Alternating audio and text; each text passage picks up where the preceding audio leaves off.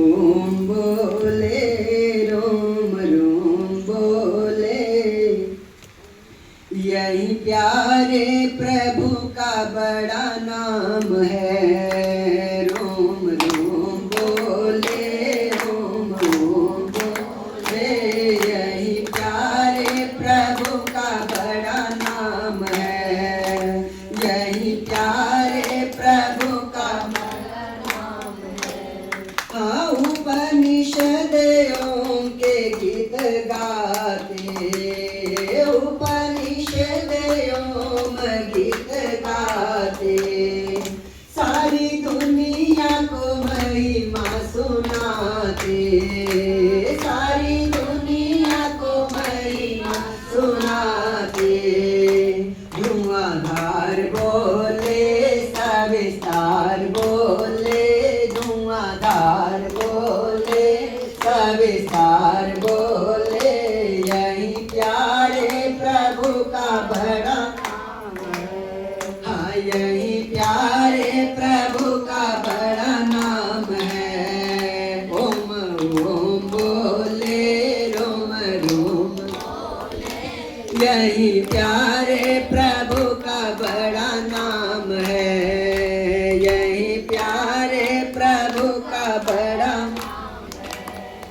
योग दर्शन भी दर्शा रहा है, योग दर्शन भी दर्शा रहा है। ओम का अर्थ समझा रहा है, ओम का अर्थ समझा रहा है। गुण अपार बोले हर प्रकार बोले, गुण अपार बोले हर प्रकार बोले।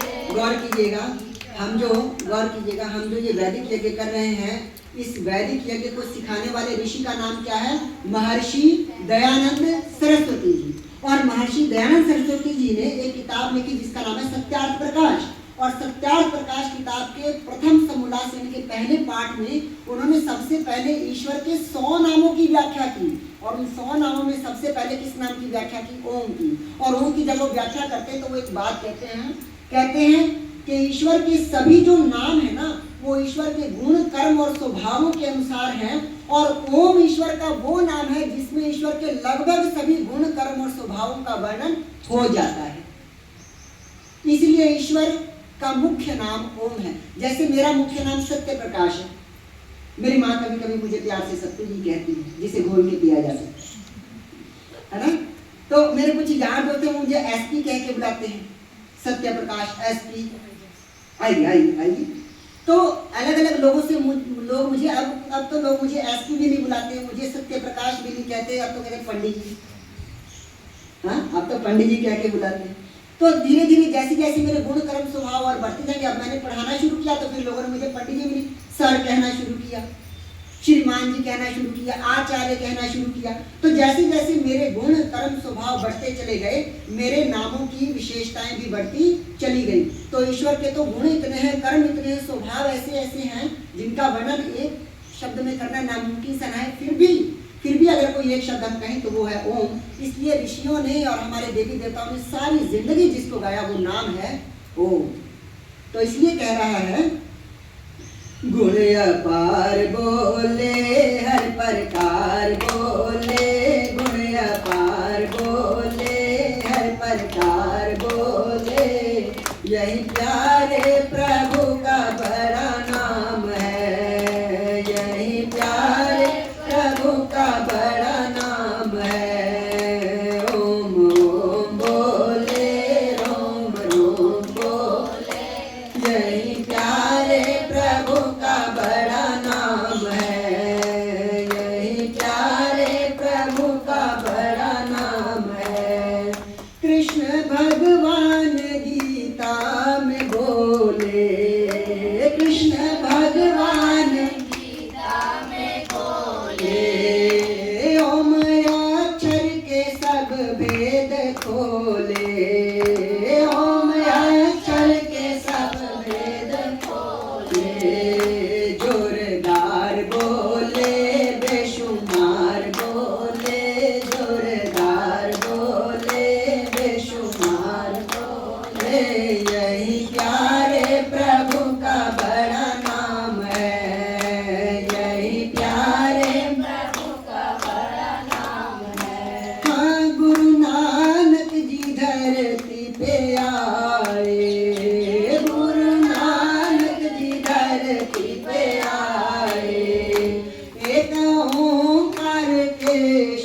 शब्द गाए, एक ओंकार के शब्द गाए, लगातार बोले, बार बार बोले, लगातार बोले, बार बार बोले, यही प्यारे प्रभु का बड़ा नाम है, यही प्यारे प्रभु का बड़ा नाम है।